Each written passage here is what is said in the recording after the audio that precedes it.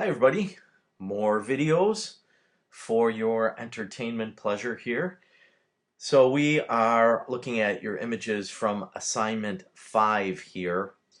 And before we get rolling, I just do want to remind everybody that, believe it or not, we are coming to the end of the semester here, kind of the last couple weeks. And the biggest part of this class, especially as it relates to your grade, is going to be that final project. So make sure you start thinking about something that really inspires you or something that you're really interested in, and begin thinking of ways that you can use that in your final project. So the final project essentially is going to be a cohesive set of images that takes a deeper look at a particular subject, a particular theme. It could be a place, a person, whatever the case is. But all of the images in some way, shape, or form should be related to each other. It's not just, a group of 10 random photographs that you pull together for this. So, with that being said, let's go back to our assignment 5 stuff. I'm going to call up Savannah's work here first. And again, just a reminder on this assignment, the essence of the assignment was composition and frame arrangement, thinking more deeply about how you place things in your photographs, and by extension, how the viewer is going to read that. So let's get started here. Savannah, you've got a first image, which I think is a really great use of line here. One of the interesting things is it's kind of a little bit of a diagonal line, and I like the fact that it's a diagonal line because, as we said in the module, diagonal lines tend to sort of give us the impression of a little bit of motion or movement. So while this scene might be kind of still or quiet, I think our eye still wants to follow the lines of the blade of the grass and of the, the feather here, I guess, whatever the spine of the feather we call it, that sort of pushes us up through the frame to this kind of soft, out of focus area, which, by the way, great use of short depth of field or shallow depth of field in this image. So it kind of is like almost a dreamy area here that our eye is taken to, and it almost for me kind of feels like when you lay down on a big patch of grass and just sort of look at the sky and daydream. So really nice shot, really good use of composition and especially line in here. So good start. And then second image you've got here, looks like we've got a dog that's kind of sniffing or picking up the feather. So the primary element that you used in this image was color, and I think, again, you're 100% right that especially this green grass here sort of creates almost like a little frame around the subject in here, and it really draws our eye up to your dog, which it has more neutral, less saturated colors in it. And you mentioned it kind of brings out the age of the dog. For me, I think color especially sort of implies a reality. We see the world in color, at least, you know, for most of us who aren't colorblind, see the world in color. So it's very vivid, it's very real, it's very contemporary, and I get all of those things out of that.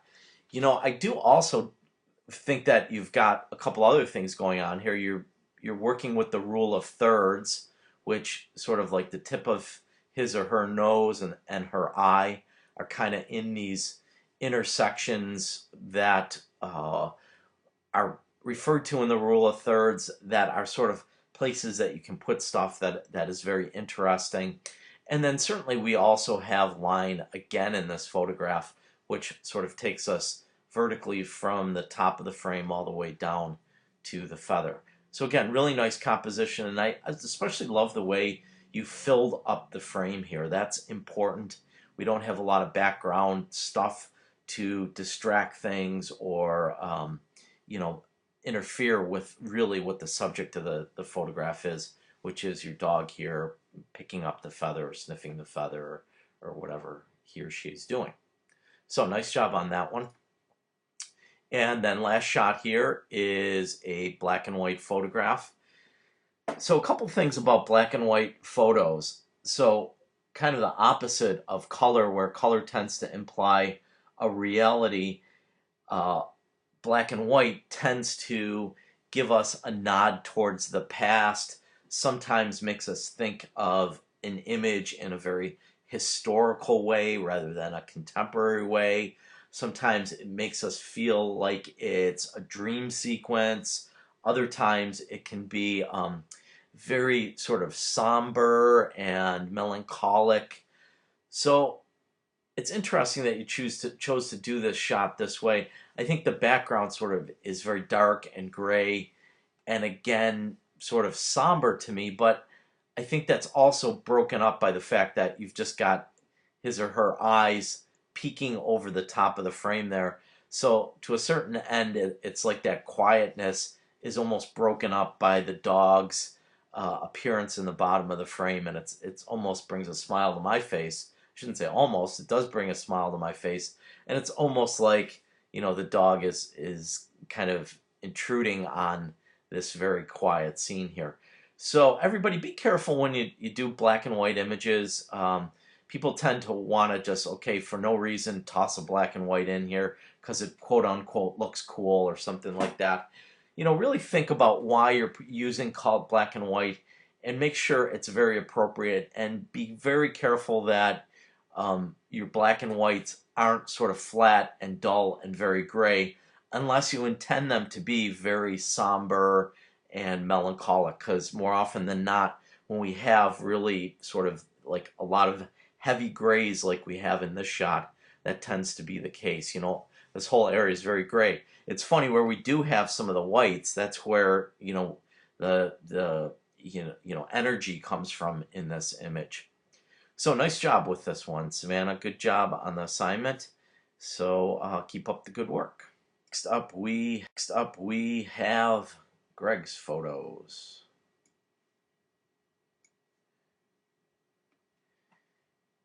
And so first one we've got here is a framed shot. So the trees on the left and the tree on the right here frame in this very bright area of the mountains in the background there, which sort of draws our eye or our attention to that area. Every once in a while, you guys will notice I'll go in and maybe make some adjustments here.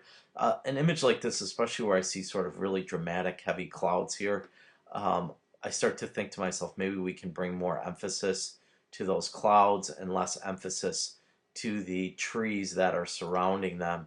So I would actually tend to want to make the image here, especially the clouds area here, a whole bunch darker. Sorry, let me change the size of this tool. Bigger tool here. So I'm just isolating this, and this is, you know, not the greatest job here because I'm just trying to do it really quick for demonstration purposes only. So in your tutorials, you are going to find this technique here where you can go in and learn to just isolate one particular area in a photograph. So that's kind of an idea of what I mean there. You know, this image, the sky kind of looks very flattened out and gray, whereas in this image it looks pretty dramatic. In the previous review for Savannah, I talked about black and white imagery. I think this shot especially, we start looking at it in black and white, I think it could be pretty dramatic and powerful. So that might be something also you might want to give consideration to as you are looking at different ways to do this image. So anyhow, good job with the framing end of things on this one, and you know, again, just looking for different ways to modify your things. So second image, you were using asymmetrical balance. So basically, one side of the frame has a lot of information going on in it versus the other side that is sort of empty and has nothing going on in it. And certainly that's the case here. Really good example, in fact, of asymmetrical balance. You talk about how sort of it leads to that feeling of confusion in an image, and I totally agree with you there. There's a lot of busyness here on this side of the frame, and that busyness kind of is confusing, and in some ways almost makes me wonder, why the empty doorway here, why nothing's going on here, and how does that relate to this guy? So it sort of brings up a lot of visual questions in my mind, which again I think is a really good thing when we begin to talk about images. And the last image here, S-shaped composition in there. Yeah, absolutely. I think that's a perfect example of an S-shaped composition, and you can see how our eye sort of winds back and forth through this here. A lot of times when we have these S-shaped compositions, it's kind of neat to have something that our eye lands on at the end of that line. So maybe there's a hiker or somebody walking up the trail here at the end of the trail. That gives us one extra element in the photograph, which I think could be very interesting. But again, I think in and of itself, this image also is just pretty interesting. Again, I just kind of playing around with black and white. I think this another image that might look pretty neat in black and white. So good job with this assignment. Beautiful images, and I think you are doing a great job with composition here. So keep up the good work. And next up we have McKenna's images. And McKenna, just again a little reminder here, make sure you upload your images as JPEG files rather than Photoshop files. Again, I'm glad you're working on these in Photoshop, which tells me that you have a higher level of understanding going on, but also just make sure you save them as JPEGs. Again, just as a quick demonstration, go save as, and then just change your format from JPEG from Photoshop to JPEG. So first image here, we've got line. Yeah, absolutely, and it's sort of an implied line, which is the edge of these dead tree stumps here. That sort of leads our eye through the photograph and almost to this little object right there. I got to say, I find this really fascinating also.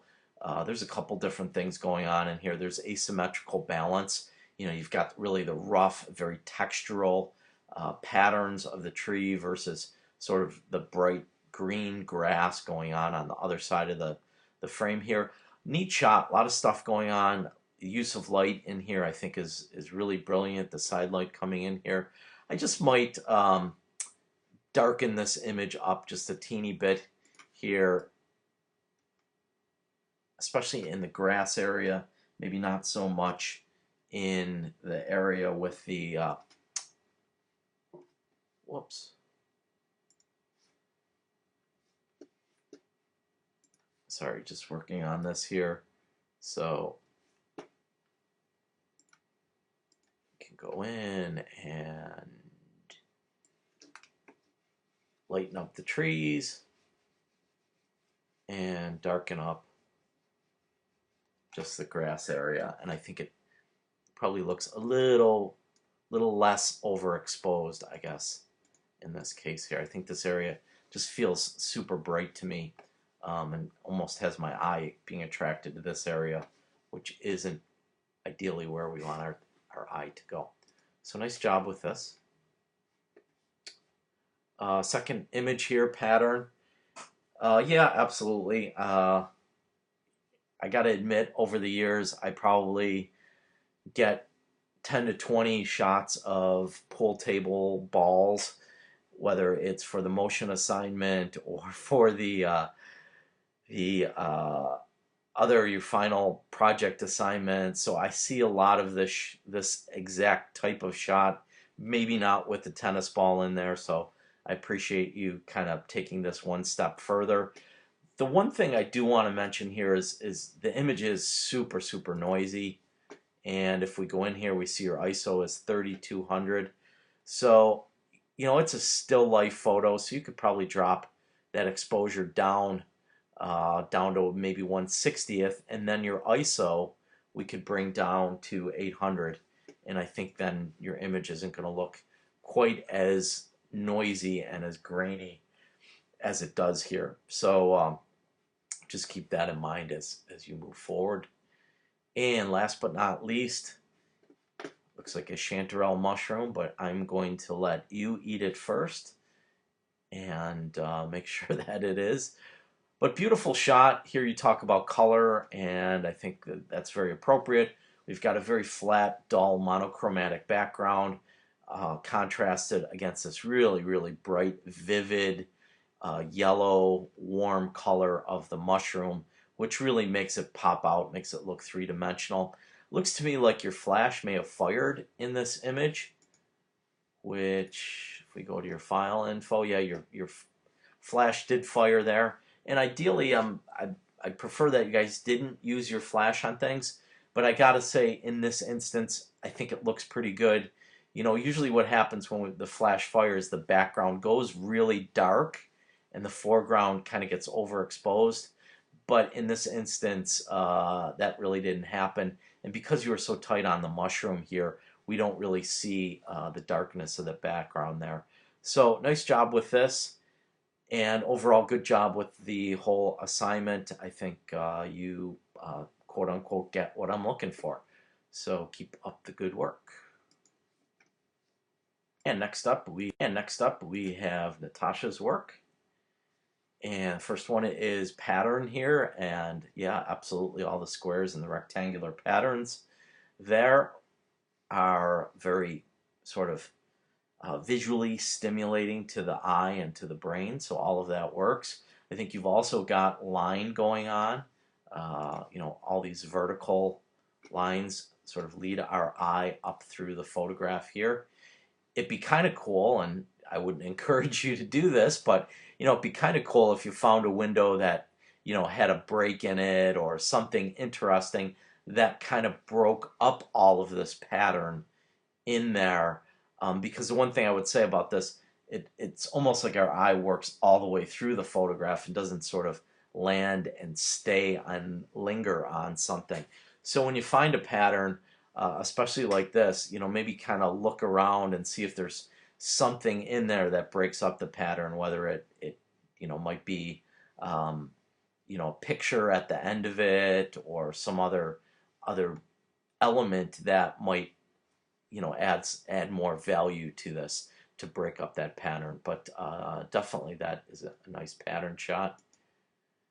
And then we've got a diagonal line here. Yeah, again, very much a diagonal line and feels very dynamic, very active. We can also say you've got a lot of pattern going on here with the diamond shapes here, and talk about something breaking up the pattern. We've got the diamond shapes, and I feel like the patterns are being broken up by the little knots where the diamonds come together. So good job in that. And by the way, nice job with the small depth of field on this image. So that looks really nice. And last but not least, we've got an S shape curved in here, which is kind of interesting. S-shaped curves tend to be very tranquil, very calm, very soothing. And if you were to ask my 6-year-old daughter, who is completely frightened of snakes, she would probably say that this image is anything but quiet, calming, tranquil, so forth. But I do get where you're going with this. I think, the snake is kind of very calm. It's just sort of sitting there, almost motionless. And there is very much a quietness to this image. So I think, again, it works from that perspective. And by the way, all three of your images, I think you've got pattern going on here again, which in this case, the pattern is the scales on the snake, and of course, all of the dots within the pattern of the scale. So 3 very nice images, and all of them you're using pattern on there, which I think of all the compositional tools, pattern perhaps is the one that really, captures our eye because it is so visually stimulating. I mean, I think our brains, are hardwired to look for pattern in the world. So, if that's part of your own personal style, I think that's really going to be a powerful tool for you to apply. So good job. Keep up the good work. Next up we have Allison's work, and to start up with her first image, she has a S-shaped line, which we can definitely see sort of an S shape going on here as the railings kind of go back and forth through the photograph. And definitely this image sort of has that feeling of quiet introspection. Your model here, or your subject, is kind of sitting in a way that almost looks like she's very meditative, or just quietly watching the world go around. So I like that a lot. An interesting thing here is your line is starting on the left side of the frame, and if you think about it, our brains, for the most part, in Western culture, are trained to read from left to right. So the way you've set this frame up with the line starting on the left-hand side and pulling all the way to the right-hand side is, again, going to be very visually pleasing for our eye. So I think that works really well. I might consider just moving your vantage point down just ever so slightly. If you move your vantage point down just a little bit, it's going to put her head higher up in the frame, and that way you don't have this sort of line that looks like it's almost cutting off or bisecting her head right there. It's a tiny, tiny little thing, but once you get used to doing it, and once you start seeing that as you're taking photographs, you'll start to notice a lot of times we have lines going through the back of people's heads, and it can kind of be sort of interruptive in the beautiful shape of the human form. So just pay attention to that. Again, super little thing, but something you want to watch for. Lines interrupting behind people's heads. Think of that old routine where it's the arrow that goes, that the fun and games arrow that goes through somebody's head as a gag. It's got the arrow, but it's got the S-shaped thing that goes around the back of your head, so it looks like it's going through your head, but it isn't really doing it. Probably not doing justice to the example. Hold on, let me. I'm going to grab one for you online. So here's what I'm talking about. Sort of, this, when we have stuff interrupting through the back of somebody's head, I'm always kind of reminded of this little, arrow through the head gag routine that people do. So again, I don't want to beat home the point here, but just be aware of your backgrounds in images, and try and make them as clean as you can here. And then your pattern shot. Yeah, absolutely. We've got the patterns of the trees, and they're broken up by the dog in the foreground. Although, honestly, Allison, I would probably say this is an awesome example of use of negative space.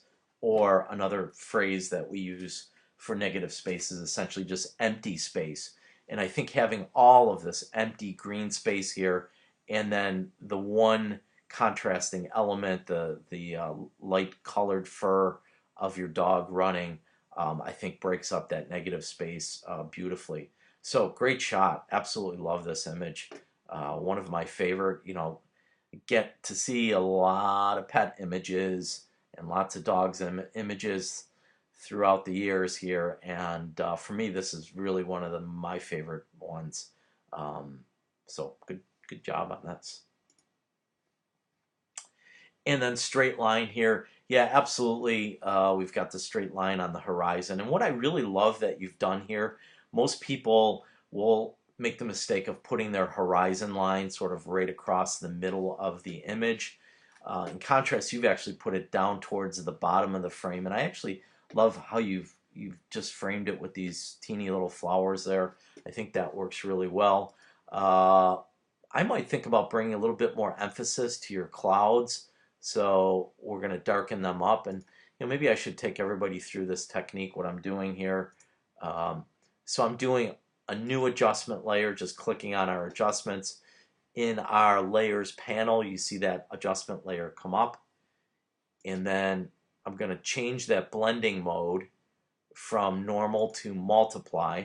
Multiply is going to darken things. So what it's done is it's darkened the whole photograph.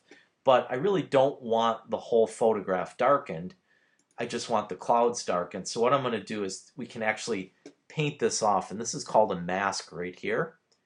And we can paint the mask off by using the paintbrush tool and by using the opposite color of what the mask is. So the mask is white here. So we're going to choose a black paintbrush down here and then just go in and paint that off. And now we've got sort of a really, really dramatic version of the clouds here. And, you know, maybe it's almost too dramatic. If you feel that's the case, you can go in and take the opacity of that layer or the transparency of the layer and change that a little bit to make it darker or lighter. But in any case, really beautiful image. Love this as a landscape image, and especially love the fact that you've got the clouds there. And again, might not be a half bad black and white shot here.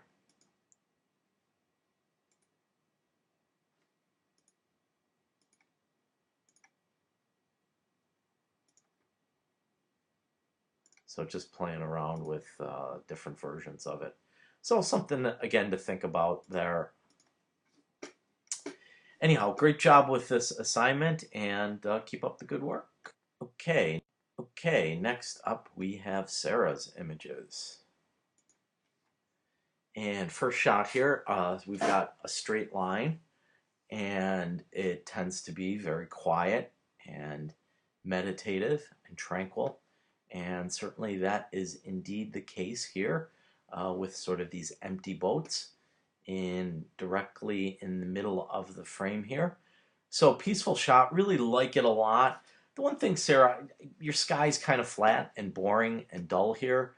So maybe this shot is worth keeping an eye out for on either a day when there's, you know, really beautiful sunset or beautiful sky, or on a day when we have some, you know, really interesting clouds that give this some life. Because, you know, this part of the image, the bottom half, I think is beautiful and brilliant. But my eye keeps wanting to go up to the brightest part of the frame here, and that's the sky. So everybody watch out for that. If you think about Ansel Adams, if you're not familiar with his work, do a quick Google and check it out. I know I've mentioned him in the module, but look at the sky in all of his images. It's really dramatic, it's powerful, it's beautiful, and I think it is one of the things that really make his work aesthetically pleasing. So think about that when you're doing landscape shots, and especially an image like this. But nevertheless, good job with this, and excellent job with the compositional elements here. S-shaped curved, yeah, absolutely. We've got a nice walkway here that, you know, starts in the lower right-hand corner of the frame, moves through here, and up to the right. Really beautiful image. I like this a lot, and especially that sort of willow tree that almost creates a tunnel for us right there. As I mentioned before to somebody else, you know, it's always kind of neat when we have lines like this, if we have something in the photograph that our eye ultimately lands on or stays on. And if you think of, you know, maybe there's a little kid riding his or her bike or something like that along that pathway, maybe that escalates at this one level in terms of visual interest. But other than that, I think a beautiful job with the technique there. And similar kind of shot, although you know, looking at the two shots, I kind of like this one a little bit better. For me, sort of the darkness of the foreground here leading to the bright openness in the background there sort of has a really neat mood to it, I guess.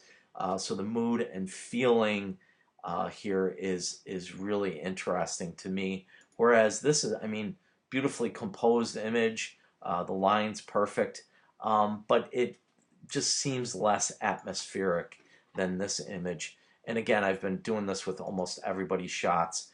I feel like this image really might be something that I would tend to want to uh, work with in black and white. You know, maybe something like that, I think really becomes a very interesting type of shot and almost, you know, has an ethereal or dreamlike feeling to it. So, nice job with this assignment, and look forward to seeing what you have for us in the next assignment. So keep up the good work. And next up we have Casimir's work. And so first image is simplifying the frame. And I'm not necessarily sure that that really is an image where the frame is simplified. In fact, I kind of feel like this is a pretty busy frame. What I will grant you is that line is an element that I think is very much present in it. It's in the background there, but that line from the window frame definitely pushes us in towards the dog's face and the dog's eyes. This image also is a great example of the rule of thirds. Again, just to give you an idea of what the rule of thirds is, if we were to take a line and take our frame and divide it up into thirds horizontally, then divide it up into thirds vertically, which, by the way, I did not do a super good job of doing that perfectly proportional. But anyhow, the areas of interest are these four spots where the lines intersect. And we can see in this image right here, the line is really intersecting right at the spot in the direct middle of your dog's face, which I think is a really, really good way to bring interest to its face. So, simplifying the frame, on the other hand, would have a lot of negative space, really just sort of one element to look at. And while I get what you're saying, you know, we've just got the dog to look at. The dog's face, I think, is very complex in terms of when we look at it from a perspective of shape and pattern and stuff like that. We have, you know, the fur, the different kind of random hairs, the different colors in here, the different patterns in the background, all of that stuff. So I don't really think this is an example of simplifying the frame. I do think it's a good example of rule of thirds and of lines. And then just one last thing here. I want to see the dog's face in sharp focus. It's pretty blurry here, so I think that your autofocus almost looks like it grabbed onto the fur right here as opposed to right here. And I'm also wondering, yeah, you've got a really slow shutter setting here, so you're probably getting some motion blur also going on.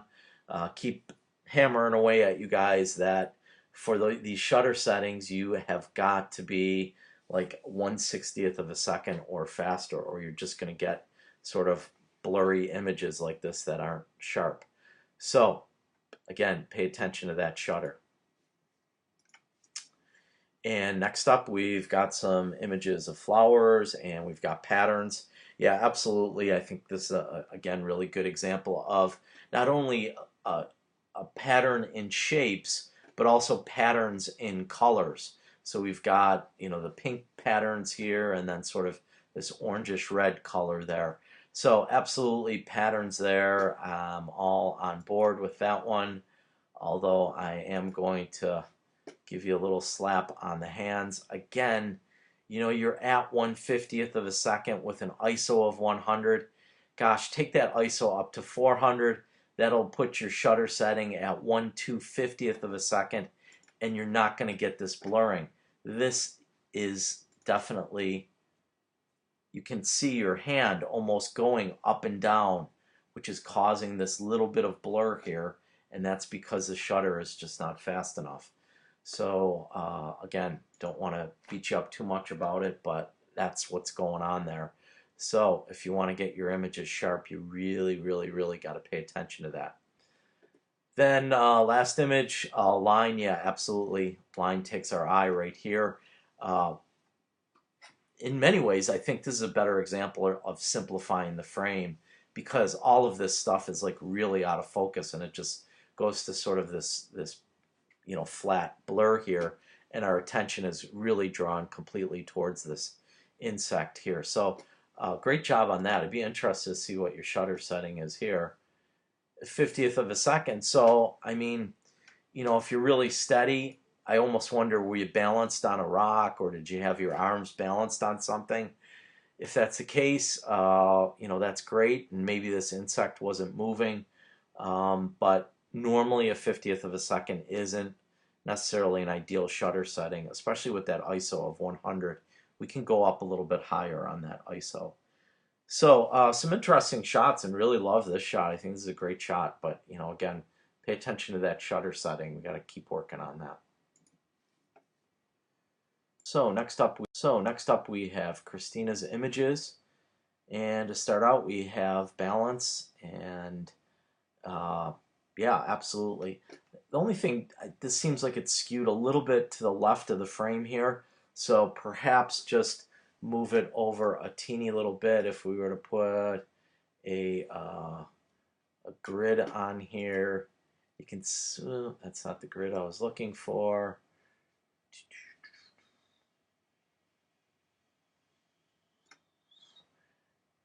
But anyway, so this is, 10.5-inch photograph, so like the middle of your picture is right here. So you probably just want to have this fountain over a teeny little bit. But again, really good job here. The essence of what I'm looking for is there, and I also like how you use a really fast shutter setting to freeze up the water in midair and kind of give it a really interesting look. That's at 1/2500th of a second.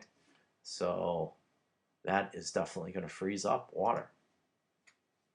Second image is of the subway train, and I think about subway stations as sort of like these very big, very vibrant, full of action, full of activity, constantly trains coming and going all the time.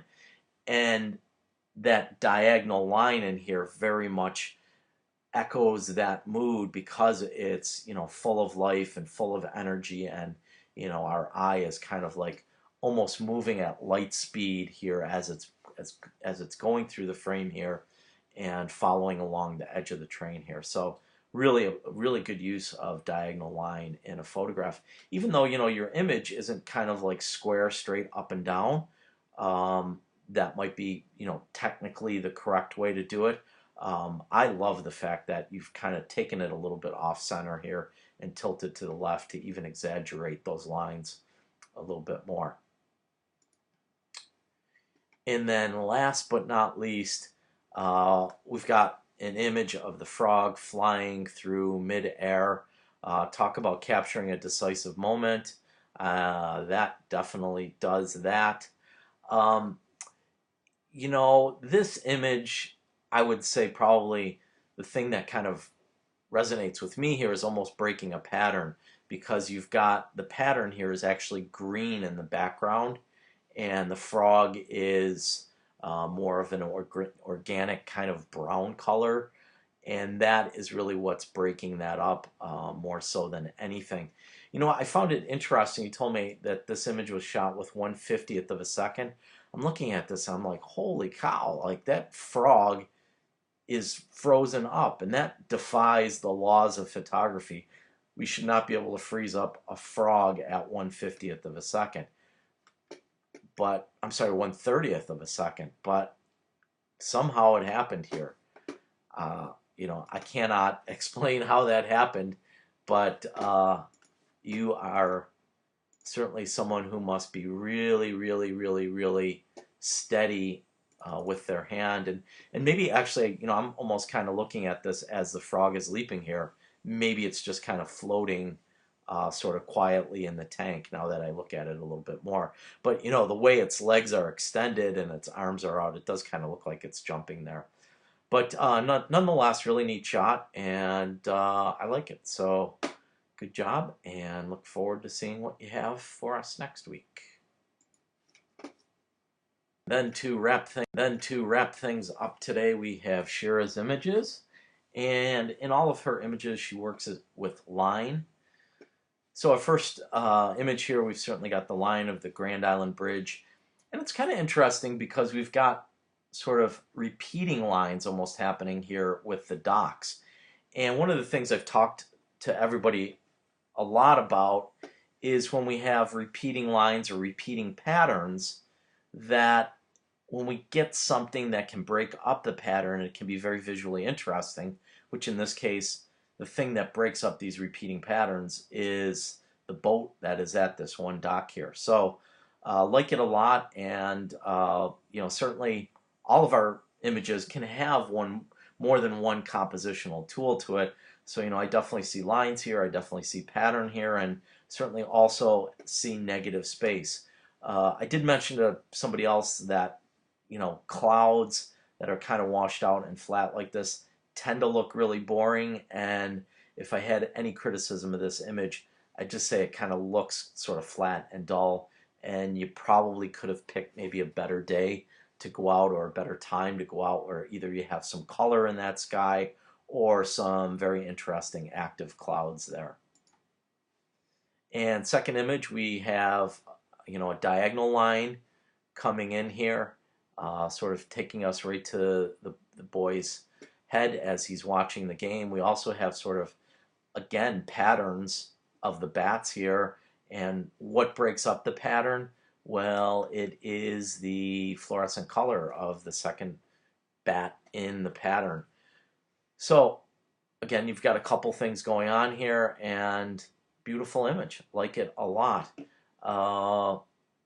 This guy that's sort of in the gap here, I wonder if that's ideal. I almost feel like there's kind of like a little bit more of a sense of isolation if it was just the boy in the photograph rather than that person there. Again, not that big of a deal, but just thinking about refining your images and what can make them better. But super shot, really like it a lot.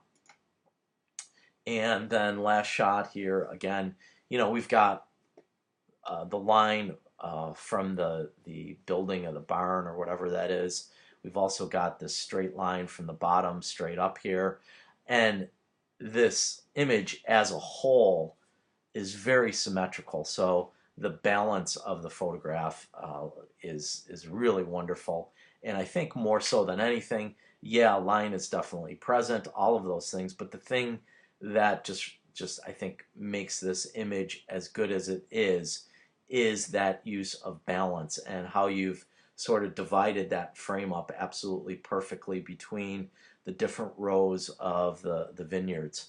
So beautiful image, and probably my favorite of the group. So great job, and everybody great job on this assignment. I think that you guys all have really proven that through composition and thinking about where you're going to place all the elements in the frame can really make a huge difference in the way a viewer is going to read your images. So look forward to seeing what you guys have in the upcoming assignment, but it seems like things are coming along here, and we're seeing a lot of great images. So keep up the good work.